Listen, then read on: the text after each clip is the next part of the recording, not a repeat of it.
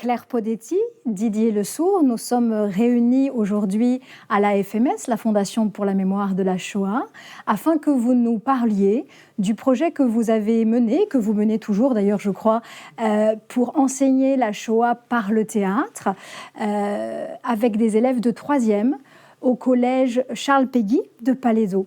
Alors Claire Podetti, tu es professeure d'histoire-géographie. Tu as commencé ce projet il y a maintenant plusieurs années. Est-ce que tu pourrais nous dire ce qui t'a amené en tant que professeur d'histoire, et non pas professeur de lettres, à te lancer dans cette aventure ? Alors en fait, la rencontre avec Didier, quand je suis arrivée au collège, puisqu'il y avait déjà un club théâtre, et la découverte du théâtre qui pour moi était un univers un peu inconnu. Donc l'enseignement de la Shoah, je connaissais et je travaillais ça avec les élèves. Et le fait d'assister à un club théâtre qui portait sur d'autres thématiques m'a intéressée, et notamment par rapport au public d'élèves que nous accueillons au collège.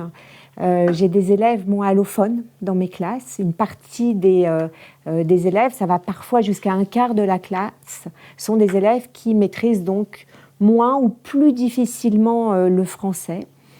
Et l'enseignement de la Shoah me paraissait, et le projet que je menais, qui était l'écriture d'une biographie, était compliqué pour ces élèves-là. Le théâtre a permis de trouver une sorte de pont, de faire une sorte de pont en fait dans l'enseignement de la Shoah, et de donner la parole à ces élèves-là pour lesquels l'écriture était un petit peu plus compliquée. Didier, vous êtes le directeur d'une compagnie de théâtre qui s'appelle Minuit 01.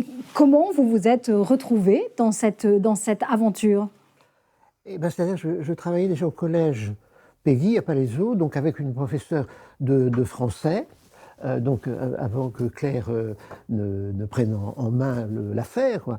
Et donc, elle partait de la Shoah, moi je partais du théâtre. Donc, effectivement, c'est là qu'on s'est rejoints, quoi, finalement.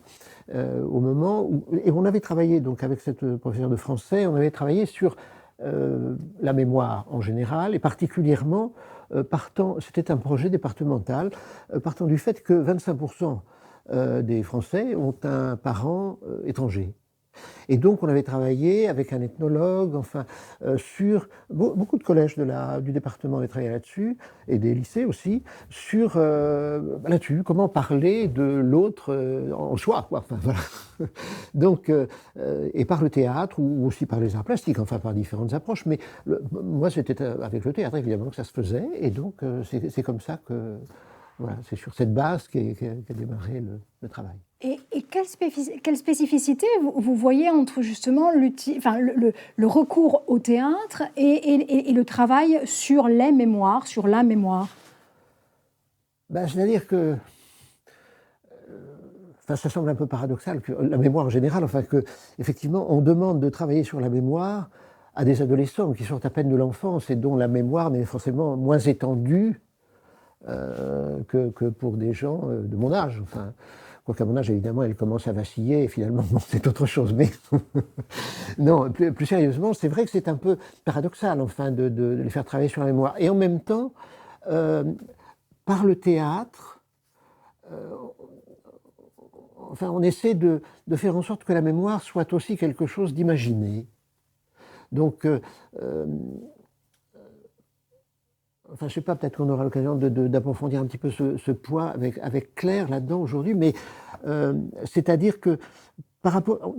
L'histoire, évidemment, a son objet, et lorsque on manque de traces, dans le travail qu'on a fait, par exemple, lorsqu'on manquait de traces, lorsqu'on manquait de documents, de témoignages, etc., on a eu recours, d'une part, à l'improvisation théâtrale, que je faisais démarrer avec les élèves sur leur propre mémoire. C'est-à-dire, par exemple, je leur faisais apporter une photo, des photos, et à partir de là, essayer de travailler cette mémoire, mais qu'eux-mêmes, ils parlent de la photo de leurs grands-parents, par exemple. Ils avaient quelques petites indications. Ils disaient, tiens, ça c'était à tel moment que ça se passait, c'était dans tel pays, en Yougoslavie, sur une route, etc. Tout ça. Ils avaient quelques indications. À partir de là, je faisais travailler d'autres élèves qui avaient écouté ce récit, en quelque sorte, un récit qui n'était pas personnel, mais quand même qui parlait de leur famille. Et ces autres élèves commençaient à jouer la scène, à partir d'un récit, à jouer la scène, c'est-à-dire, par exemple, de jouer l'avant et l'après de la photo. Comment ça s'était passé, comment on en est arrivé à ce que cette photo existe, quoi, voilà.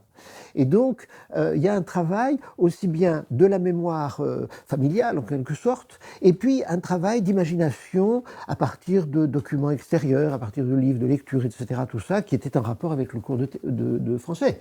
D'accord. Et alors, Claire, pour le projet donc spécifique qui nous intéresse aujourd'hui, comment les choses se sont passées ? Alors, peut-être aussi pour rebondir sur ce qu'a dit Didier, moi, ce qui est intéressant, c'est quand cette histoire remonte, en fait, on écrit aussi une histoire commune. C'est-à-dire que nous, on partait de l'écriture pour le convoi 77 d'un des déportés, donc sur le plan historique. Et l'idée, c'était d'inscrire aussi ce projet dans une histoire commune et par le biais du théâtre, en faisant remonter sur ces mémoires plurielles, c'était aussi un moyen peut-être de relier le présent au passé. Ce qui, pour nous, en histoire, est parfois compliqué et qui pouvait l'être par l'art. Et aussi de combler ces vides et ces creux, mais en montrant bien aux élèves qu'un historien, quand il ne sait pas, il le dit, et que le génocide, c'est aussi l'effacement de toutes ces traces-là qui pourraient nous permettre de reconstituer l'histoire, mais que par l'art, on peut effectivement imaginer des choses.